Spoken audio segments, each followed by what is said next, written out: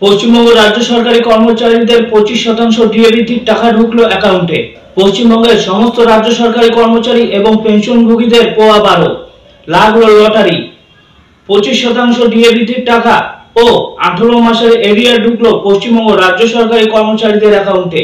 নবান্ন থেকে জারি বিজ্ঞপ্তি।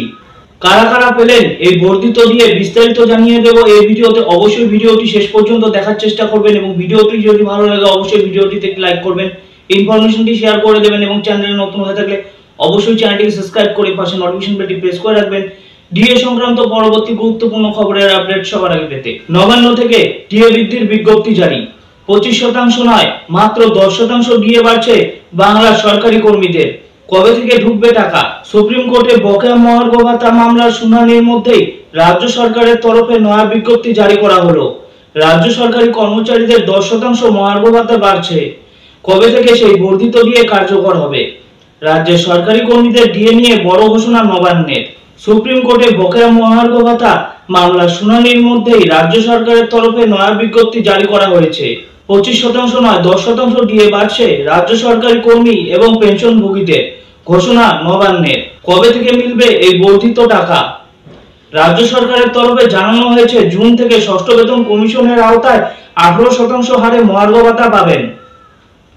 একইভাবে 18% হারে ডিআর পাবেন অবসরপ্রাপ্ত রাজ্য সরকারি কর্মচারীরা।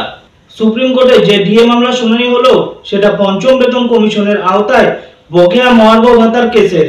সে বিষয়টি নিয়ে 2016 সাল থেকে আইনি লড়াই চলছে।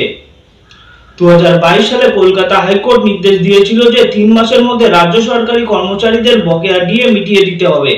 তবে রাজ্য সরকার সেই পথে হাঁটেননি, সুপ্রিম কোর্টের দ্বারস্থ হয়।